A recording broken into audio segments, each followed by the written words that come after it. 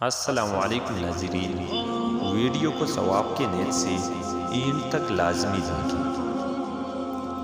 ہماری پیاری نبی حضرت محمد صلی اللہ علیہ وآلہ وسلم نے فرمایا، موت کے آرزو مت کرو، اگر تم نیک ہو تو شاید زیادہ نیکی کر سکو، اور اگر بدکار ہو تو توبہ کر کے اللہ کو راضی کر سکو۔ وہ زمانہ قریب ہے جب تمہاری حق تلفی ہوگی، ایسی باتیں ہوگی جن کو تم برا سمجھو۔ لوگوں نے عرض کی، یا رسول اللہ، ایسے وقت کے لیے ہمیں کیا حکم دیتے ہیں؟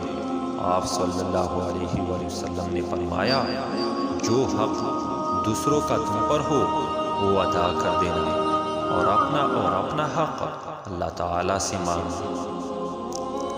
رزق حرام کھا کر عبادت کرنا ایسا ہے جیسے ریت یا پانی پر گھر بنایا جائے۔ حرام کھانے والوں کی عبادت قبول نہیں ہوتی۔ حضرت محمد صلی اللہ علیہ وآلہ وسلم نے فرمایا، معاف کر دینے سے اللہ تعالیٰ عزت میں اضافہ فرماتا ہے۔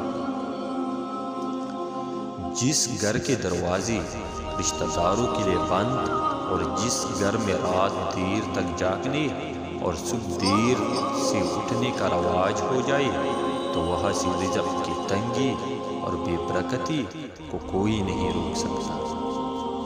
اللہ نے تم پر ماں کی نافرمانی حرام قرار دی ہے، اور والدین سے ناحق مطالبات کرنا بھی حرام قرار دیا ہے۔ حضرت محمد صلی اللہ علیہ وآلہ وسلم نے فرمایا، کھانے کا گرا ہوا ٹکڑا دسترخوان سے اٹھا کر کھانا اولاد میں خوبصورتی، رزق میں برکت اور تکبر ختم کرتا ہے۔ قیامت کے دن میری نزدیک ترین وہ لوگ ہوگی جو سب سے بڑھ کر مجھ پر درود بھیجتی ہوگی۔